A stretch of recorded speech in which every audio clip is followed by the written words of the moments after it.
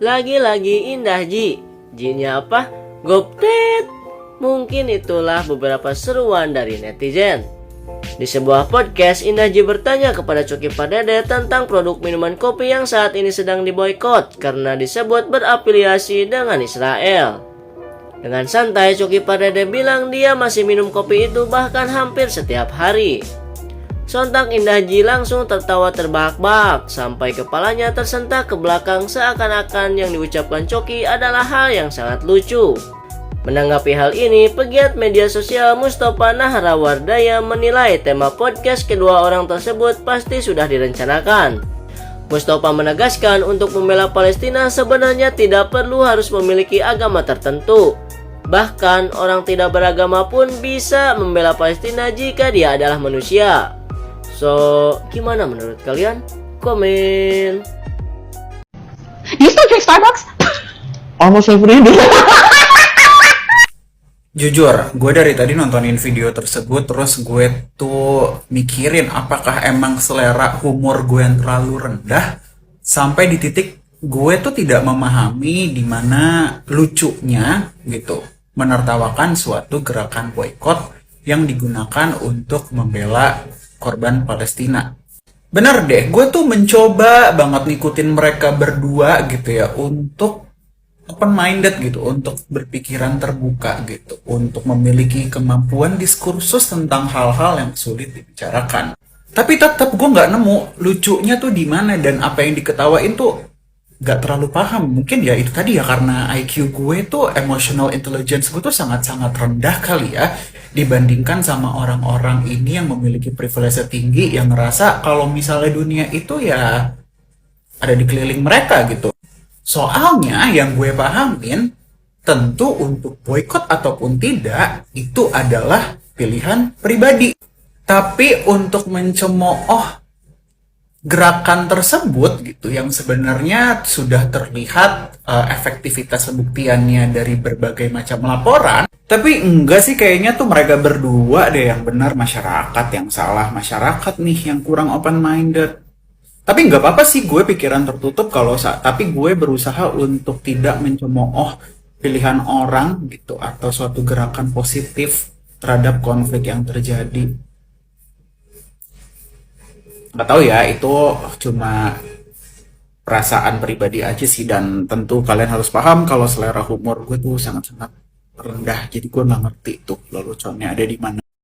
Teruntuk dua influencer yang menganggap dirinya open-minded, terbuka, bahkan mereka menganggap dirinya si paling edukatif dan educated, dan kemudian menganggap bahwa gerakan boykot itu nggak ada gunanya, kemudian gerakan-gerakan yang pada akhirnya juga nggak akan berdampak apa-apa. Ini salah satu bukti bahwa Starbucks aja rugi sampai 186 triliun akibat aksi boykot Israel.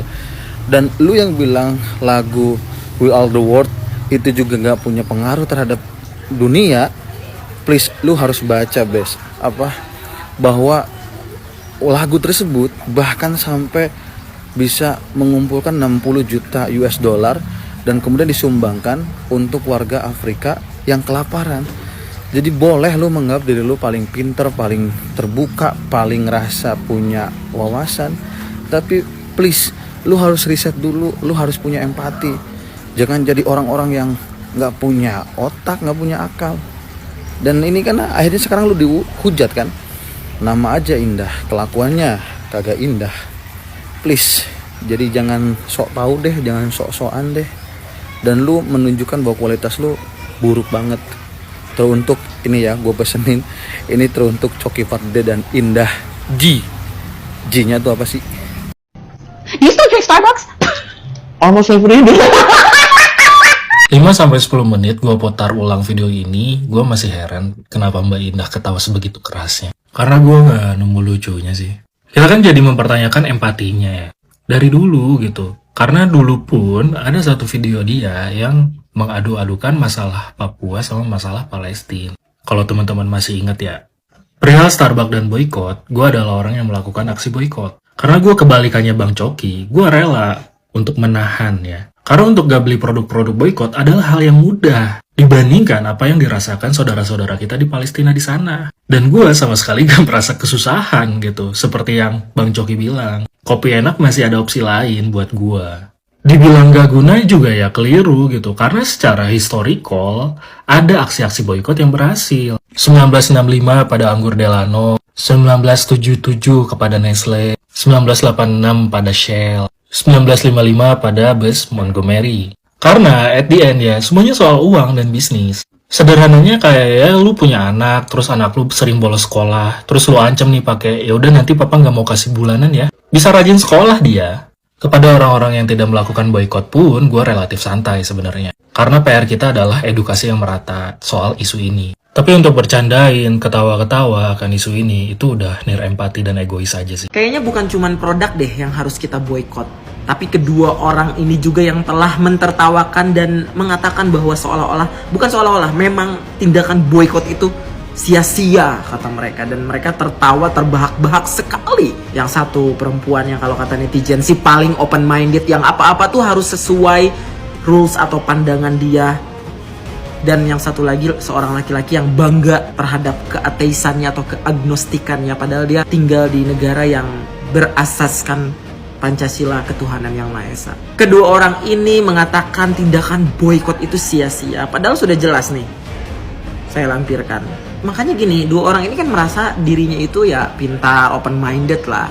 Tapi mengapa tidak mengerti apa yang disebut war funding system? War funding system ini adalah sistem yang dimana tax atau pajak dari produk tersebut ada berapa persen untuk membiayai genosida atau perang yang terjadi. Mereka tuh ketawa tuh puas banget gitu loh. Puas banget ketawa. Seolah-olah tindakan boykot ini adalah tindakan yang bodoh, sia-sia, yang bener-bener bodoh deh. Kayak ketawanya tuh puas banget, apalagi yang cewek tuh ya. Padahal ya mereka kan mencap diri sebagai orang yang open minded. Tindakan yang seperti itu justru adalah tindakan yang close minded, karena tidak menghargai pendapat orang lain, tidak menghargai pandangan orang lain. Itu adalah contoh close minded, apalagi tidak peduli terhadap kemanusiaan. Mereka tuh ya orang-orang si paling open minded itu pasti selalu berbicara soal equality.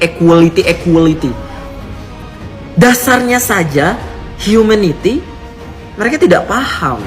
Jadi kalau dasarnya, tiangnya humanity ini, soal kemanusiaan ini mereka tidak paham, ya jangan bicara equality, karena dasarnya saja, kemanusiaannya saja mereka tidak paham. Jadi saran saya simple sih, untuk orang-orang yang belum bisa memboikot, hargai kami yang berkeyakinan bahwa boykot itu adalah tindakan yang penting dan harus dilakukan. Hargai tindakan itu, kan open minded, bener gak?